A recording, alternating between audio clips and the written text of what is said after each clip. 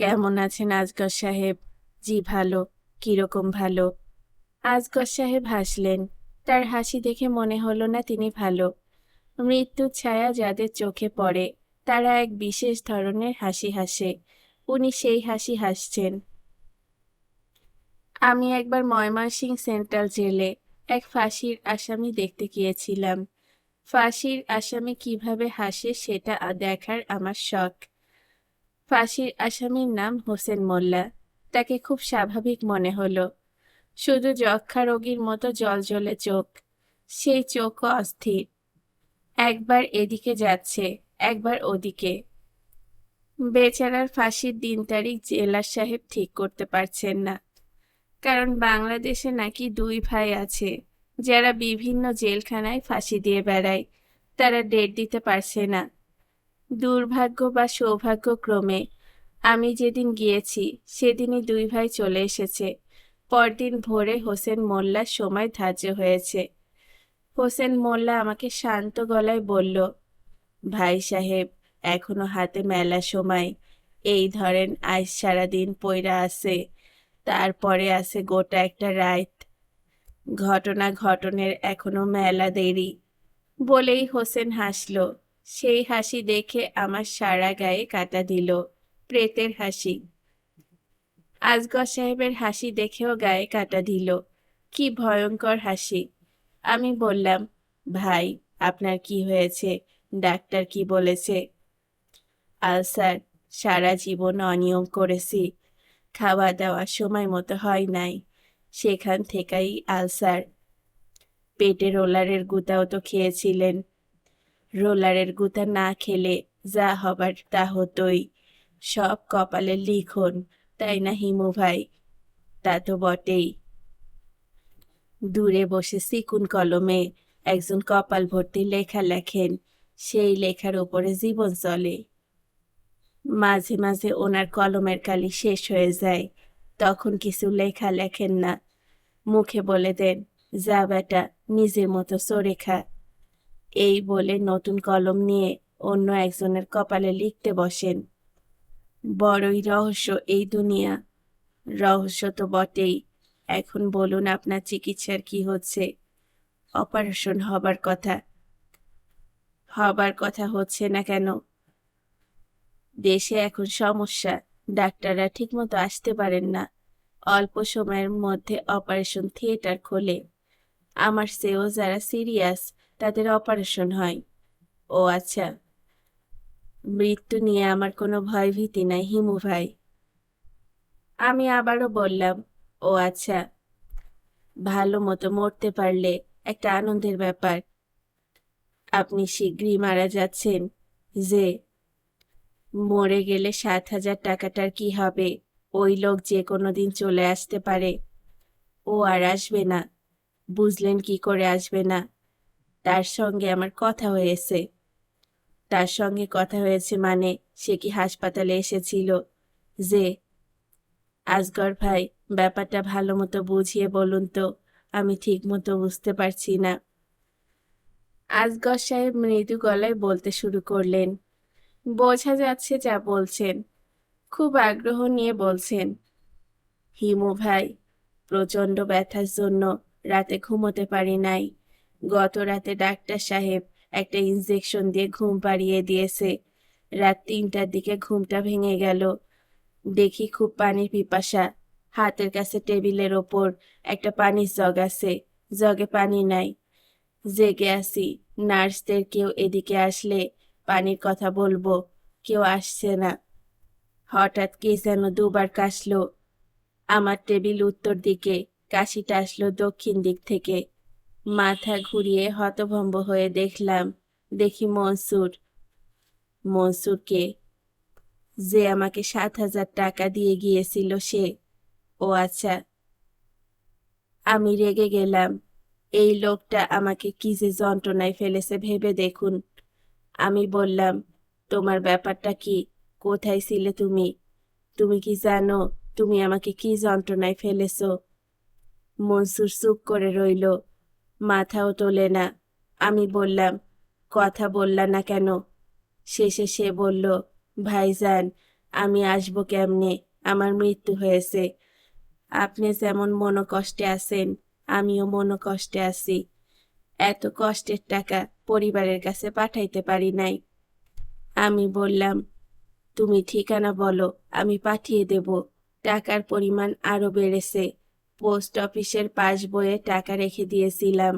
বেড়ে ডাবলের বেশি হবার কথা। আমি খোঁজ নেই নাই। তুমি ঠিকানাটা বলো। মনসুর আবার মাথা নিচু করে ফেলল। আমি বললাম, কথা বলো, চুপ করে আছো কেন? মনসুর বলল, ঠিকানা মনে নাই স্যার, পরিবারের নামও মনে নাই। বলেই কান্না শুরু করলো।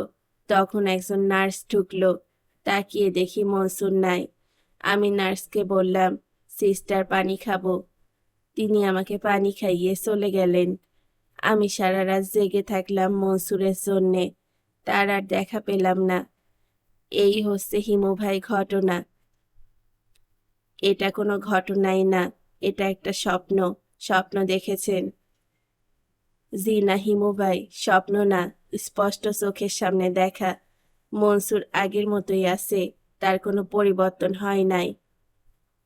আজগর ভাই, মনসুর মরে ভূত হয়ে আপনার কাছে ছুটে এসেছে। আপনার কথা তার মনে আছে, অথচ পরিবারের নাম ঠিকানা ভুলে গেছে। এটা কি করে হয়? এটা হয় না। এই ধরনের ঘটনা স্বপ্নে ঘটে। আপনাকে ঘুমের ইনজেকশন দিয়ে ঘুম পাড়িয়েছে। আপনি তার মধ্যে স্বপ্নের মতো দেখেছেন। স্বপ্ন না হিমু ভাই? আচ্ছা ঠিক আছে, স্বপ্ন না। আমার মৃত্যুর পর আপনাকে কয়েকটা কাজ করতে হবে হিমু ভাই। যা বলবেন করব। কাজগুলি কি বলবো? আপনি নিশ্চয়ই 2-1 দিনের মধ্যে মারা যাচ্ছেন না। কিছু সময় তো হাতে আছে। কি করে বলবো ভাই সাহেব? হায়াত মৌত তো আমাদের হাতে না। কিন্তু আপনি যেভাবে বলছেন, তাতে মনে হওয়া স্বাভাবিক যে মৃত্যু আপনার নিজের হাতে। শুনুন আজগর সাহেব, আপনাকে এখন মরলে চলবে না। আমাকে একটা চিঠি লিখে দিতে হবে।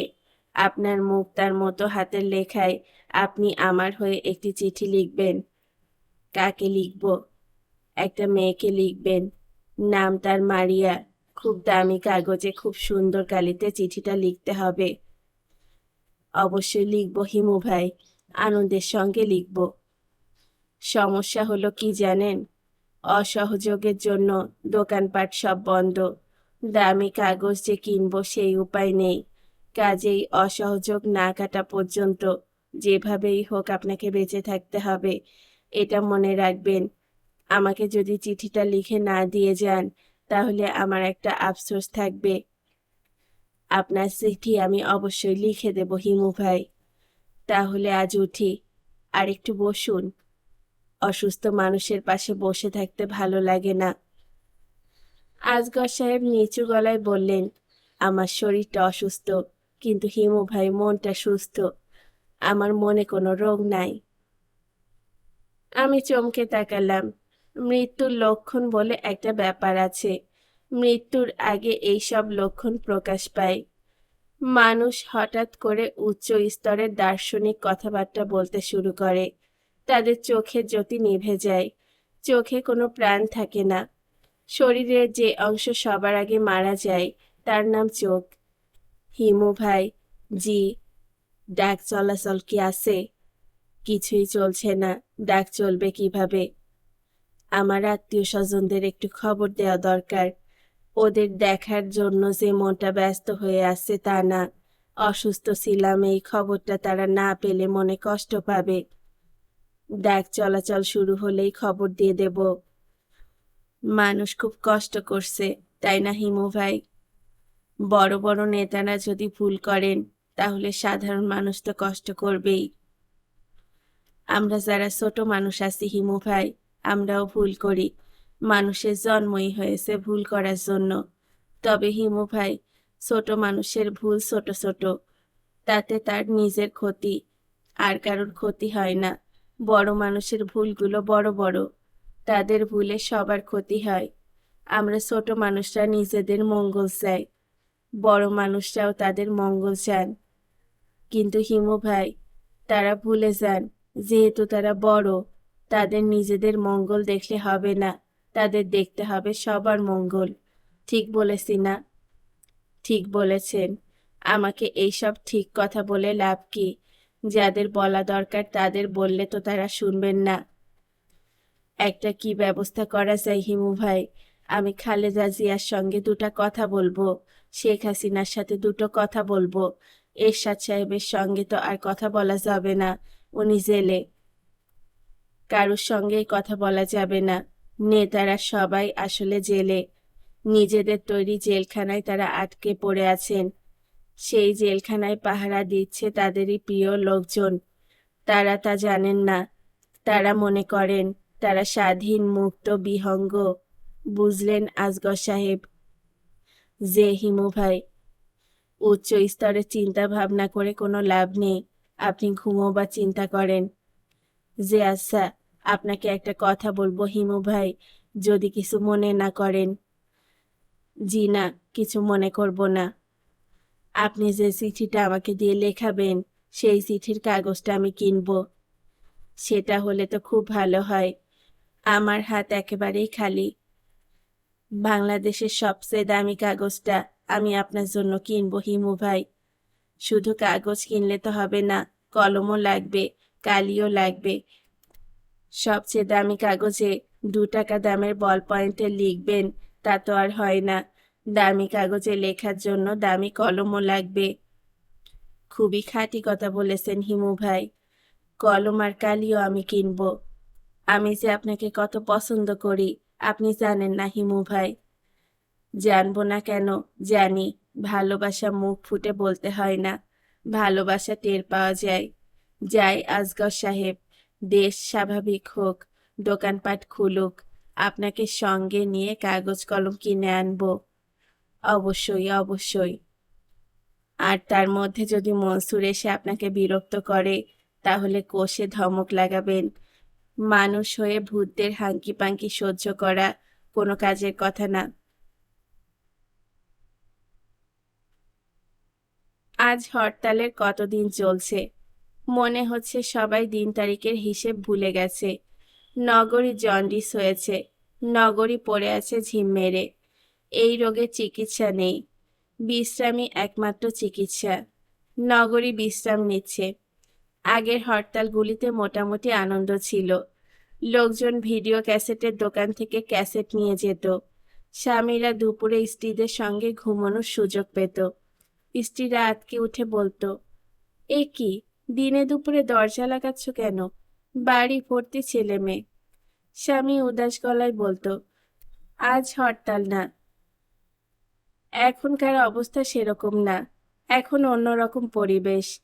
জন্ডিসে আক্রান্ত নগরী রোগ সামলে গা ঝাড়া দিয়ে উঠতে পারবে তো? এটাই সবার জিজ্ঞাসা। নাকি নগরীর মৃত্যু হবে? মানুষের মতো নগরীরও মৃত্যু হবে। আমি হাঁটছি, আমার পাশে পাশে হাঁটছে বাদল। আমি বললাম, দীর্ঘ হরতালের কিছু কিছু উপকারিতা আছে, বলতো কি? রোড অ্যাক্সিডেন্ট হচ্ছে না, গুড। হয়েছে আর কি? পলিউশন কমেছে, গাড়ির ধোয়া, কার্বন মনোঅক্সাইড কিচ্ছু নেই, ভেরি গুড। লোকজন বেশি বেশি হাঁটাহাঁটি করছে, তাদের স্বাস্থ্য ভালো হচ্ছে, ডায়াবেটিস রোগীর সংখ্যা কমেছে। হয়েছে আর কি? আরবদের কাছ থেকে আমাদের পেট্রোল কিনতে হচ্ছে না, কিছু ফরেন কারেন্সি বেঁচে যাচ্ছে। হুম। আমরা পরিবারের সঙ্গে বেশি সময় কাটাতে পারছি, পারিবারিক বন্ধন দৃঢ় হচ্ছে। হুম। পলিটিক্স নিয়ে সবাই আলোচনা করছি, আমাদের রাজনৈতিক সচেতনতা বৃদ্ধি পাচ্ছে, দেশ নিয়ে সবাই ভাবছি। আর কিছু আছে? আর তো কিছু মনে পড়ছে না। আরো অনেক আছে, ভেবে ভেবে সব পয়েন্ট বের কর, তারপর একটা লিফলেট ছাড়বো। তাতে কি লাভ? আছে, লাভ আছে। তোমার ভাবভঙ্গি আমি তো কিছুই বুঝি না। তুমি কোন দলের লোক বলো তো? আওয়ামী লীগ না বিএনপি? আওয়ামী লীগ যখন খারাপ কিছু করে তখন আমি আওয়ামী লীগকে সমর্থন করি, আর বিএনপি যখন খারাপ কিছু করে তখন বিএনপির সমর্থক। এর মানে কি? এর মানে ভালো কাজের সমর্থন সবসময় থাকে, খারাপ কাজগুলির সমর্থনের লোক পাওয়া যায় না। আমি সেই লোক।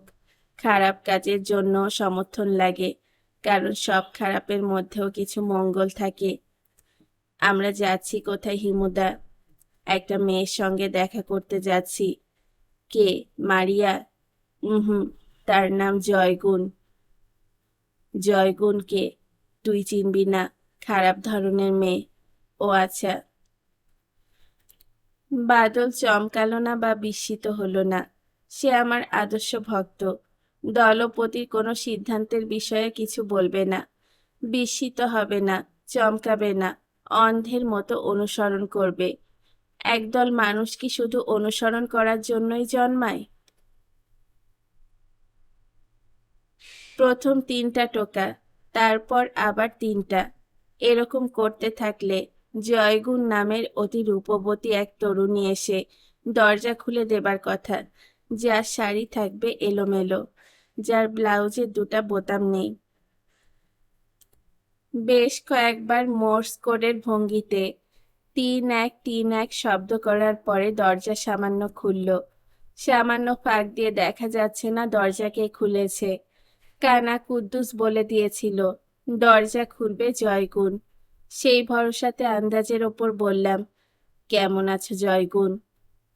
ভেতর থেকে তীক্ষ্ণ কণ্ঠ ভেসে এলো, আপনি কে? আমি হিমু। দরজা খুলে গেল। আমার সামনে জয়গুণ দাঁড়িয়ে আছে। তার শাড়ি মোটেও এলোমেলো নয়, তার ব্লাউজের বোতামও ঠিক আছে। খুব রূপবতী মেয়ে দেখব বলে এসেছিলাম। দুধে আলতা রঙের একজনকে দেখছি। তাকে রূপবতী বলার কোনো কারণ নেই। দাঁত উঁচু, যথেষ্ট মোটা, থপ থপ করে হাঁটছে। এক একজনের সৌন্দর্য এক এক রকম। কুদ্দুসের কাছে জয়গুণ হলো হেলেন অফ ট্রয়। জয়গুণ মধুর গলায় বলল, ও আল্লাহ, ভেতরে আসেন। আমি সঙ্গে করে আমার এক ফুফাতো ভাইকে নিয়ে এসেছি। ওর নাম বাদল। অবশ্যই আনবেন। ছোট ভাই, আসো। জয়গুণ হাত ধরে বাদলকে ভেতরে নিয়ে গেল। বাদল সংকুচিত হয়ে রইল। আমি বেশ আগ্রহ নিয়ে জয়গুণের ঘর দেখছি। সাজানো গোছানো ঘর, রঙিন টিভি আছে, ভিসিআর চলছে। এই মুহূর্তে ভিসিআরে হিন্দি ছবি চলছে।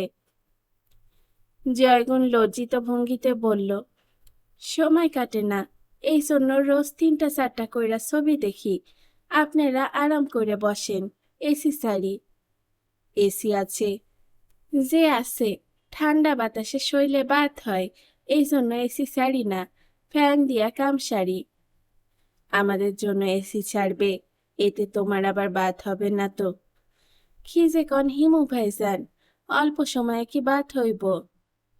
অল্প সময় তো না, আমরা সন্ধ্যা পর্যন্ত থাকবো। এসেছি যখন ঠান্ডায় ঠান্ডায় ভিসিআরে ছবি দেখে যাই। অনেকদিন হিন্দি ছবি দেখা হয় না, তোমার অসুবিধা হবে। কি যে কন ভাইজান, আপনি সারা জীবন থাকলেও অসুবিধা নাই। তুমি একা থাকো? হ, একাই থাকি। রান্না বান্না কে করে? কেউ করে না, হোটেল থেকে খাওন আসে। কাজ কামের লোক রাখুন আমার পোষায় না, খালি ভ্যান ভ্যান করে। আমার হোটেলের সঙ্গে কন্ট্যাক্ট। ভালো ব্যবস্থা তো। কপি খাইবেন?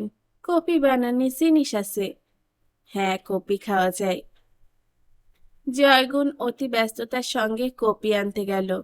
আমি জয়গুণের বিছানায় পা তুলে উঠে বসতে বসতে বললাম, বাদল আয়, কোলবালিশে হেলান দিয়ে আরাম করে বস, একটা হিন্দি ছবি দেখি। 2 দিন পরে গায়ে কেরোসিন ঢেলে মরে যাবি। হিন্দি ছবি দেখে মনটা ঠিকঠাক কর। তুমি কি সত্যি সত্যি ছবি দেখবে? অবশ্যই। এই মেয়েটাকে তুমি চেনো কিভাবে? আমি চিনি না, কানা কুদ্দুস চেনে।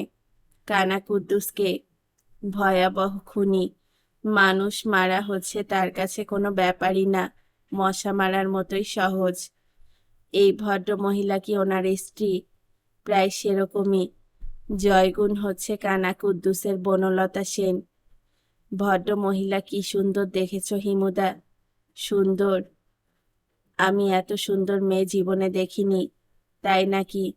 হ্যাঁ, যতই দেখছি ততই অবাক হচ্ছি।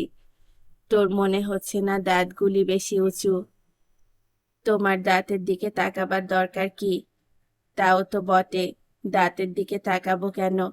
হাতি হলে দাঁতের দিকে তাকানোর একটা ব্যাপার চলে আসতো। গজদন্ত বিরাট ব্যাপার। মানব দন্ত যেমন কোনো ব্যাপার না। মানব দন্তের জন্ম হয় ডেন্টিস্টের তুলে ফেলার জন্যে। তোমার কথা কিছু বুঝতে পারছি না। বোঝার দরকার আছে? না, বোঝার দরকার নেই। জয়গুণ মগে করে কপি নিয়ে এসেছে।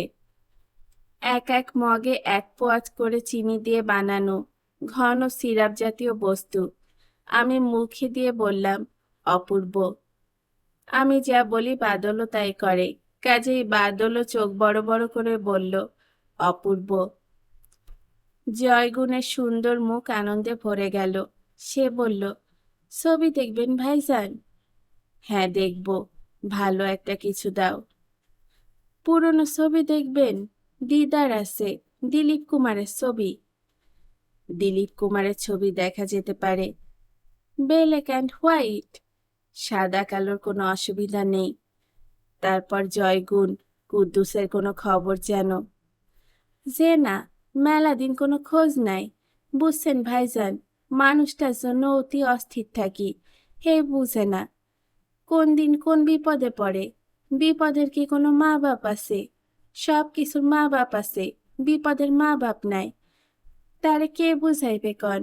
আপনারে খুব মানে, যখন আসে তখনই আপনার কথা কয় ভাইজান। বলো। আপনি তার জন্য একটু দোয়া করবেন ভাইজান। আমার দোয়াতে কোনো লাভ হবে না জয়গুণ। সে ভয়ঙ্কর পাপ করে বেড়াচ্ছে, সেই পাপের শাস্তি তো তার হবেই। মৃত্যুর পরে আল্লাহ পাক তার শাস্তি দিলে দিব। এই দুনিয়ায় শাস্তি হইব, এইটা কেমন বিচার? এটা হচ্ছে জনতার বিচার। আল্লাহ পাক কিছু কিছু শাস্তি জনতাকে দিয়ে দেবার ব্যবস্থা করেন। মানুষ ভুল করে, জনতা ভুল করে না। জয়গুণ ছবি চালিয়ে দিয়েছে। তার চোখ ভর্তি পানি। কানা কুদ্দুসের মতো একটি ভয়াবহ পাপীর জন্য জয়গুণের মতো একটি রূপবতী মেয়ে চোখে পানি ফেলছে কোনো মানে হয়? হয় নিশ্চয়ই। সেই মানে বোঝার ক্ষমতা আমাদের নেই। ছবি চলছে। আমি, বাদল এবং জয়গুণ ছবি দেখছি। জয়গুণ ছবি দেখছে গভীর আনন্দ ও বিস্ময় নিয়ে। আশ্চর্য, বাদলও তাই করছে। শামশাদ বেগমের কিন্নর কণ্ঠের গান শুরু হলো, বাজপানকে দিন ভুলানা দেনা। বাদলের চোখে পানি এলো। 2 দিন পর তার গায়ে আগুন লেগে মরে যাবার কথা। সে ছবি দেখে ফুপিয়ে কাঁদছে। কোনো মানে হয়? বাদল, জি। তোর গায়ে কেরোসিন ঢালার ব্যাপারটা মনে হয় তাড়াতাড়ি সেরে ফেলা দরকার। আর দেরি করা যায় না। কেন? দেশ ঠিক হয়ে যাচ্ছে, সব স্বাভাবিক হয়ে যাচ্ছে। যা করার আগেই করতে হবে। দেশ ঠিক হয়ে যাচ্ছে কে বলল? মাঝে মাঝে আমি ভবিষ্যৎ দেখতে পাই। বাদল কিছু বলল না। আমার কথা সে শুনতে পায়নি। তার সমস্ত ইন্দ্রিয় এখন দিলীপ কুমারের কর্মকাণ্ডে নিবেদিত। আমি বিছানায় লম্বা হয়ে শুয়ে পড়লাম। ঘুম ঘুম পাচ্ছে। খানিকক্ষণ ঘুমিয়ে নেওয়া যেতে পারে। হিন্দি আমি বুঝি না, ওদের কথাবার্তা কিছুই বুঝতে পারছি না। বাদল এবং জয়গুণের ভাবভঙ্গি দেখে মনে হচ্ছে ছবি দেখার জন্য হলেও হিন্দি শেখার দরকার ছিল। আমি শুনেছি হিন্দি নাকি খুব মিষ্টি ভাষা। আমার মনে হয় না। লেডিস টয়লেটের হিন্দি হচ্ছে দেবীও কি হাগন কুঠি, অর্থাৎ দেবীদের হাগাঘর। যে ভাষায় মেয়েদের বাথরুমের এত কুৎসিত নাম, সেই ভাষা মিষ্টি হবার কোনো কারণ নেই। আমি পাশ ফিরিয়ে ঘুমিয়ে পড়লাম।